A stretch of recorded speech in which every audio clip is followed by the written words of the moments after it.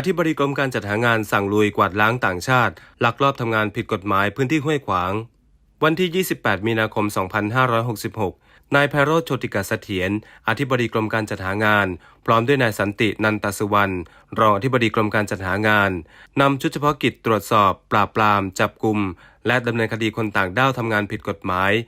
และเจ้าหน้าที่สำนักงานจัดหางานกรุงเทพมหานครพื้นที่ 10 ลงพื้นที่ห้วยขวางเพื่อตรวจสอบปราบปรามคนต่างชาติที่ลักลอบทำงานโดยผิดกฎหมายร่วมกับพันตำรวจโทอัยราอากาศวิพาทสารวัตรปราบปรามสน.ห้วยขวางนายไพโรจน์ โชติกเสถียรอธิบดีกรมการจัดหางานเปิดเผยว่า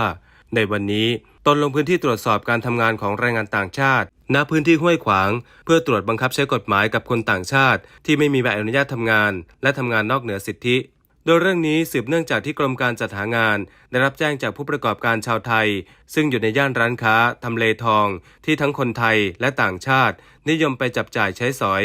ว่ามีคนต่างชาติที่สงสัยว่าเข้ามาประกอบกิจการจำหน่ายอาหารโดยจ้างคนไทยเป็นนอมินีและจ้างลูกจ้างชาวต่างชาติเป็นพนักงานจึงจำเป็นต้องลงพื้นที่ตรวจสอบแรงงานต่างชาติทั้งหมดอย่างเข้มงวดเพื่อไม่ให้กระทบต่อโอกาสการมีงานทำของคนไทย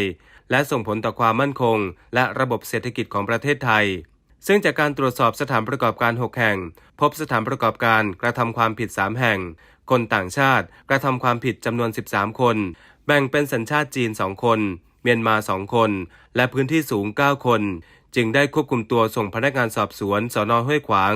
ดำเนินคดีข้อหาเป็นคนต่างด้าวทำงานโดยไม่มีใบอนุญาตทำงานพร้อมร้องทุกข์กล่าวโทษนายจ้างที่กระทำความผิดซึ่งตามพระราชกำหนดการบริหารจัดการการทำงานของคนต่างด้าวพุทธศักราช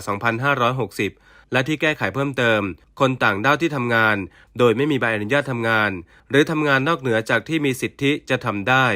มีโทษปรับตั้งแต่ 5,000 ถึง 50,000 บาทและถูกส่งกลับประเทศต้นทางรวมถึงห้ามขอใบอนุญาตทำงานเป็นเวลา2 ปีนับตั้งแต่วันที่ได้รับโทษและนายจ้างสถานประกอบการที่รับคนต่างด้าวที่ไม่มีใบอนุญาตทำงานเข้าทำงานหรือให้คนต่างด้าวทำงานนอกเหนือจากที่มีสิทธิมีโทษปรับตั้งแต่ 10,000 ถึง 100,000 บาทต่อคนต่างด้าวที่จ้าง1คนหากกระทำผิดซ้ำต้องระวังโทษจำคุกไม่เกิน1 ปีหรือปรับตั้งแต่ 50,000 ถึง 200,000 บาทต่อคนต่างด้าวที่จ้าง1คนและห้ามจ้างคนต่างด้าวทำงานเป็นเวลา3 ปีกรมการจัดหางานจะใช้มาตรการลงพื้นที่สุ่มตรวจโดยไม่แจ้งล่วงหน้าในทุกจังหวัดอย่างเข้มงวดต่อไปจึงขอฝากไปยังผู้ที่พบเห็นการจ้างคนต่างชาติทำงานโดยผิดกฎหมายหรือพบคนต่างชาติลักลอบทำงานโดยผิดกฎหมายให้ช่วยกันเป็นหูเป็นตาแจ้งเบาะแสร้องทุกข์มาที่กองทะเบียนจัดหางานกลางและคุ้มครองคนหางานกรมการจัดหางานอาคารกระทรวงแรงงานชั้น 4 โทร 023541729 หรือที่สำนักงานจัดหางานจังหวัดทุกจังหวัดสำนักงานจัดหางานกรุงเทพมหานครพื้นที่ 1-10 หรือที่สายด่วนกระทรวงแรงงานโทร 1506 กด 2 กรมการจัดหางานหรือสายด่วน 1694 กรมการจัดหางาน